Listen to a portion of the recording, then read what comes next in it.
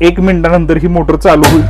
हे आता 1 मिनिटानंतर मोटर ऑनची लाईट लागली आणि मोटर सुरू झाली। हा स्टार्टर चालू झाला। चालू असताना तुम्हाला काढून चेक करायचे।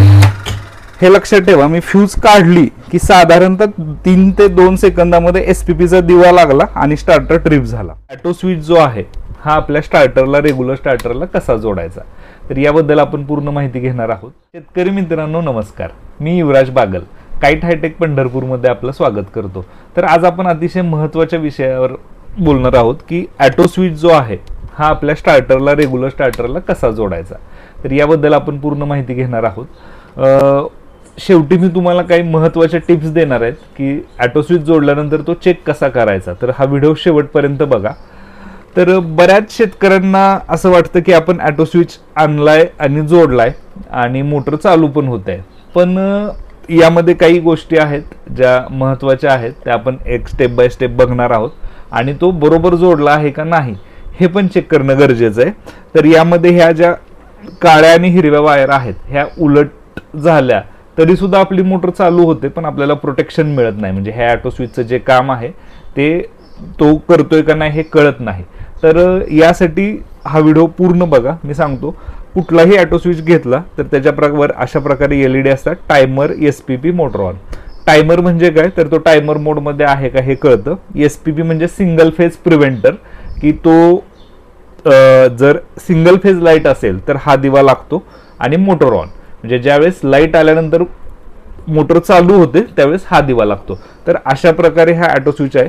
त्याला अशा प्रकारे 7 वायरी येतात, आर वाय बी, त्यानंतर 2 काळ्या, त्या in series with no volt coil असं लिहिलेलं असतं, आणि हिरव्या की अक्रॉस ऑन पुश बटन। तर हे सगळ्यात महत्त्वाचं आहे की हे नेम प्लेट, ऑटोचे इंडिकेशन आणि ऑटो। तर यासाठी तुम्हाला काय साहित्य लागेल, तर एक चांगला स्क्रू ड्रायव्हर, स्ट्रिपर, ह्या 2 महत्त्वाच्या गोष्टी लागतात। ॲडिशनल म्हणजे एक्स्ट्रा जर तुम्हाला अजून काही गोष्टी चेक करायच्या असेल तर हे मीटर तुम्ही सोबत ठेवा। त्यानंतर हा नो कॉन्टॅक्ट व्होल्टेज सोबत ठेवा। हा ॲडिशनल आहे, हे तुम्ही शेतकऱ्यांनी बाळगलेलं चांगलं आहे की आपण एक्स्ट्रा गोष्टी त्यामुळे मोजू शकतो, पण ह्या 2 गोष्टी असल्या तरी तुम्हाला सफिशियंट आहेत। तर ऑटो स्विच जोडताना पहिल्यांदा पेटीमध्ये तुम्हाला 3 फ्यूजा व्यवस्थित बसवून घ्यायचे आहेत, स्टार्टर व्यवस्थित बसवून घ्यायचं आहे, आलेला सप्लाय तुमच्या फ्यूजांना द्यायचे। शक्यतो अशा कलर कोडिंग मध्ये वायर असतील तर वापरा, नसेल तर एकच कलर कोड वापरला तरी चालतो। त्यानंतर स्टार्टरच्या शेजारी ऑटो स्विच जोडून घ्यायचं आहे। नॉर्मली आज आपण ड्युअल स्टार्टरचं कनेक्शन बघणार आहोत। कोणत्याही ड्युअल स्टार्टरला अशा प्रकारे रिले असतो की ज्याच्यावर चालू आणि बंदचं बटन असतं आणि खाली कॉन्टॅक्टर असतो। हा कॉन्टॅक्टर कोणताही असू द्या, MK1चा असू द्या, रेग्युलर, BCH टाईप जो काय असेल तो, पण अशा प्रकारे रिलेच्या ह्याला आपण हे कनेक्शन बघणार आहोत। तर शेतकरी बांधवांनो, हा ड्युअल ऑटो स्विच आहे तुम्ही, आणि हा ड्युअल स्टार्टर आहे। सगळ्यात प्रथम तुम्हाला काय करायचंय, तर तिन्ही तुमच्या फ्यूजा काढून घ्यायच्यात।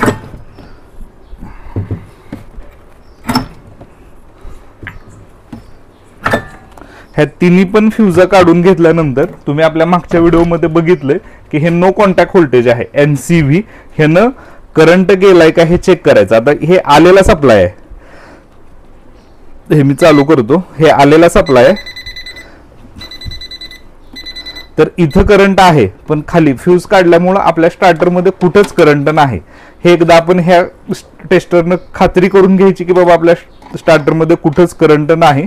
तो करंट नसल्यावर मी इथं हात लावू शकतो, हे खात्री केल्याशिवाय तुम्ही कुठंही टच करायचं नाही। ही सगळ्यात महत्त्वाची गोष्ट आहे।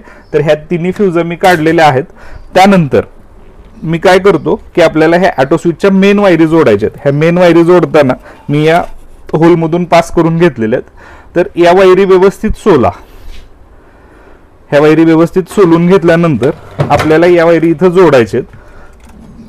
तर हे नट लूज करून घ्या। शेतकरी बांधवांनो, तुम्ही स्क्रू ड्रायव्हर वापरला तरी चालतो, मी फक्त स्पीड फास्ट होण्यासाठी ही मशीन वापरतो। यानंतर कलरला कलर मॅच करून घ्या। लालच्या वायरीमध्ये लाल जोडा, येलो मध्ये येलो, आणि ब्ल्यू मध्ये ब्ल्यू। ही वायर व्यवस्थित सोलायची। हा कॉन्टॅक्ट खूप महत्वाचा आहे। हा कॉन्टॅक्ट जर लूज होत असेल किंवा इथं जर स्पार्किंग होत असेल तर ऑटो स्विच तुमचं नीट काम करणार नाही। त्यानंतर ही नट व्यवस्थित टाईट करून घ्या।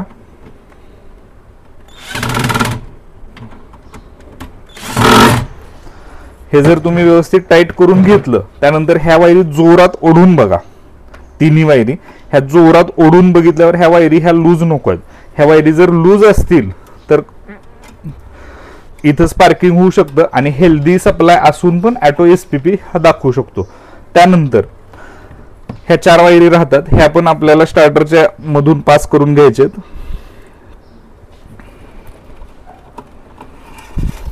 ह्या पास करून घेतल्यानंतर लक्षात ठेवा 2 काळ्या आणि 2 हिरव्या वायर, यातली कोणतीही एक काळी आणि हिरवी वायर ही एकत्र करून घ्यायची. आता आपल्याकडे 3 वायरी झाल्या, म्हणजे थोडक्यात एक काळी एक हिरवी आणि ह्या दोन्ही एकत्र केलेल्या. त्यानंतर अशा प्रकारे तुमचा रिले असतो. इथं रिलेवर 96, 95, 93 आणि 94 असं क्लिअरली लिहिलेलं आहे, पण शेतकऱ्यांनी बोली भाषेत ह्याला P2 म्हणतात. ह्या 93ला P3 आणि 94ला P4 लिहितात.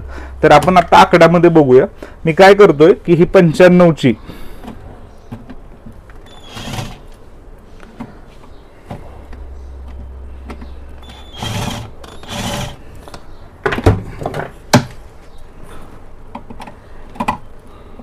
हा नट जास्त टाईट आहे, मी ही अशी लिंक काढून घेतोय.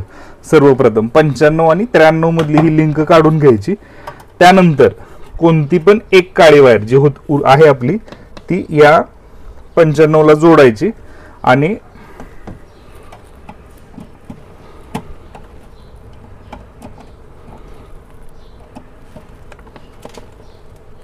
व्यवस्थित टाईट करून घ्यायची. नियम तोच की वायर पूर्णपणे टाईट झाली पाहिजे. त्यानंतर ज्या 2 वायरी एक केलेत त्या 93ला जोडायच्या, म्हणजे P3ला जोडायच्या. परत हा नट पूर्ण टाईट करून घ्यायचा. इतकं पण नाही टाईट करायचं की तो नट बोळ होईल, ह्याची काळजी घ्यायची. त्या नटाच्या कॅपॅसिटीनुसार आणि तुमच्या अंदाजानुसार हा नट टाईट करून घ्यायचा. त्यानंतर उरलेली जी एक हिरवी वायर आहे ती मी 94ला जोडली. त्यानंतर सेम ह्या वायरी पण जोरात ओढून बघा. त्यानंतर हे व्यवस्थित दिसण्यासाठी मी एक्स्ट्रा ज्या वायरी आहे त्या बाहेर काढून घेतो. झालं. आपल्याला फक्त 7 वायरी जोडायचे, लाल, पिवळी, निळी, एक काळी हिरवी आणि हिरवी, अशा प्रकारे आपल्याला सप्लाय जोडायचा आहे. त्यानंतर आपल्याला फ्युजा टाकून घ्यायच्या.